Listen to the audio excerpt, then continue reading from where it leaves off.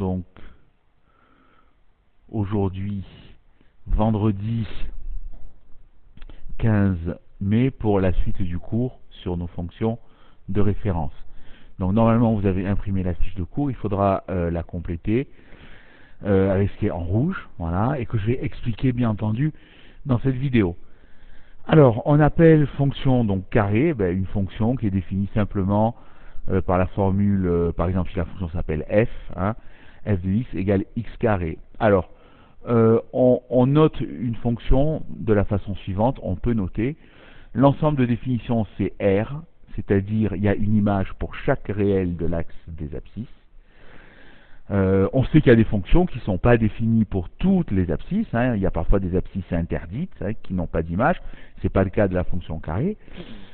Et enfin, l'image, c'est toujours un nombre réel. Alors ça ne veut pas dire que c'est forcément tous les nombres réels, puisqu'on sait que les images sont positives, mais les réels positifs, les x au carré qui sont positifs, ils sont dans l'ensemble des réels. Voilà.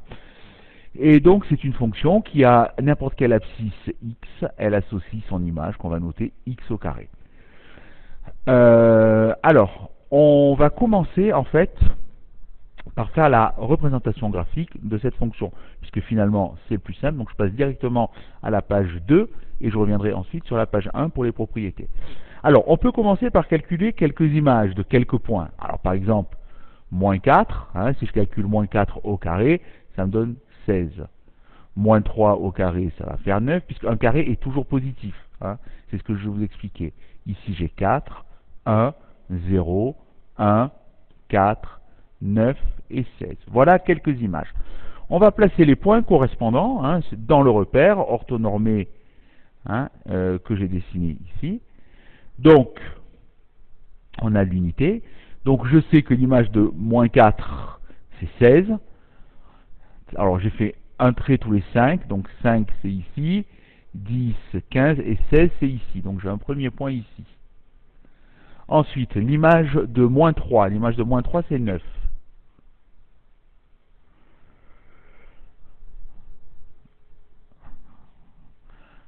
Ensuite, l'image de moins 2. L'image de moins 2, c'est 4. Je descends. L'image de moins 1, c'est 1, puisque moins 1 au carré, ça fait 1. L'image de 0, c'est 0. L'image de 1, c'est 1. Et là, je vois qu'il y a une symétrie. L'image de 2, c'est 4.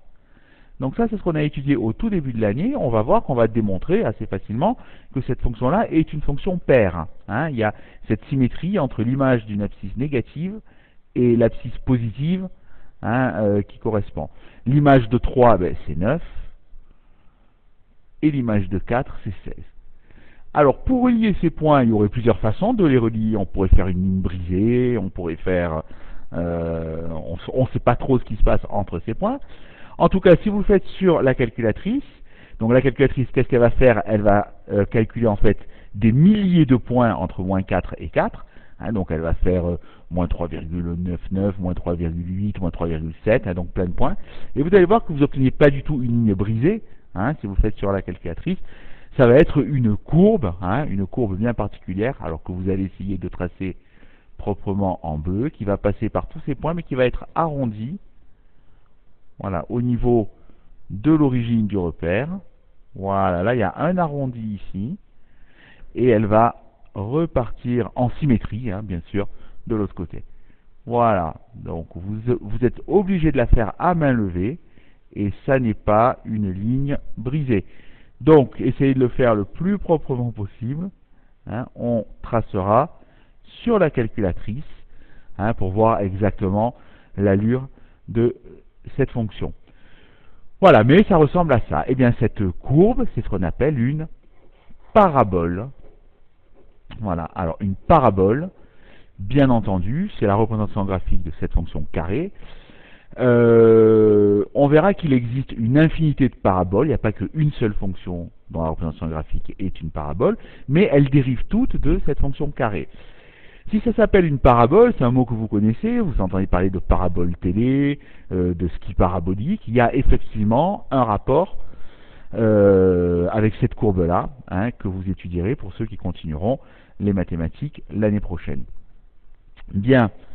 Donc maintenant, si je reviens sur les propriétés de cette fonction, eh bien, on peut conjecturer graphiquement qu'effectivement, il semble bien qu'elle soit décroissante. Si je fais un tableau de variation pour les abscisses négatives, donc elle est décroissante, et les abscisses positives, il semble bien qu'elles soient croissantes. Alors là, à ce stade-là, c'est une conjecture, mais que nous allons démontrer.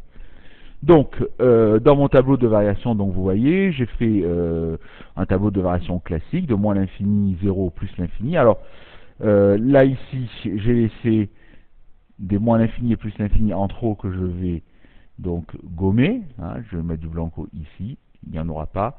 J'essaierai de les modifier dans votre document. Voilà. Bien, donc l'image de 0, c'est 0, puisque 0 au carré, c'est 0. Voilà. Alors, comment démontrer que cette fonction est décroissante, par exemple, pour des abscisses entre moins l'infini et 0? Alors, je vous rappelle la définition mathématique qu'on a donnée de la décroissance d'une fonction. Je fais un petit schéma. Alors, vous n'êtes pas obligé de le faire, mais c'est intéressant quand même. Donc, de comprendre. La fonction est décroissante. Ça veut dire que quand les abscisses s'augmentent, c'est-à-dire quand je passe d'une abscisse A à une abscisse B, ici, j'ai A qui est plus petit que B, donc de gauche à droite, eh bien, je vois que les images, elles évoluent en sens inverse. C'est-à-dire, si j'ai ici l'image de A, je vois que l'image de A va être plus grande que l'image de B. C'est comme ça qu'on va démontrer que la fonction est décroissante. Alors, cette démonstration s'adresse surtout aux élèves qui vont faire la spécialité mathématique l'année prochaine. Pour les autres, vous pouvez avancer de quelques minutes cette vidéo pour passer aux propriétés de symétrie de cette fonction. Donc, alors, pour démontrer qu'elle est décroissante, on va dire, donc, alors, entre moins l'infini et 0, bien sûr, on va prendre deux abscisses quelconques A et B, qui soient négatives, alors ça c'est très important, A et B négatives, bien entendu, et par exemple, je vais prendre A plus petit que B. Voilà. Eh bien, il va falloir que je montre que f de A est plus grand que f de B. Ça, c'est à démontrer. Alors, pour comparer f de A et f de B, en fait, on va étudier la différence f de A moins f de B. On va chercher si c'est positif ou si c'est négatif. Comme ça, on saura si f de A est plus grand ou plus petit que f de B. Alors, je calcule f de A moins f de B, f de A moins f de B, ici, c'est égal à A carré moins B carré. Ben oui, l'image de A c'est A carré, l'image de B c'est B carré. Si on utilise une identité remarquable, on peut factoriser A moins B facteur de A plus B. Alors pourquoi est-ce qu'on factorise? Parce que c'est plus simple d'avoir le signe d'une expression quand elle est factorisée. Nous reviendrons là-dessus dans le chapitre suivant. Regardez, on sait que A et B sont des abscisses négatives. Donc quand on ajoute deux nombres négatifs, on obtient un nombre négatif. Donc A plus B, on sait que ça va être négatif. Je mets le signe moins. A moins B, eh bien, regardez ici, comme A est plus petit que B, je vais plutôt souligner en noir, comme A est plus petit que B, eh bien, si je soustrais B dans cette inégalité, ça me donne A moins B plus petit que 0. Donc, A moins B est bien négatif. Donc, A moins B ici est aussi négatif. Eh bien, regardez, quand on multiplie deux nombres négatifs, le noir par le rouge, moins par moins, ça va nous donner plus. Ça veut dire que f de A moins f de B, je vais l'expliquer ici, f de A moins f de B va être positif. Voilà. Et donc, si j'ajoute f de B dans chaque membre de cette inégalité, je vais trouver que f de A est plus grand que f de B.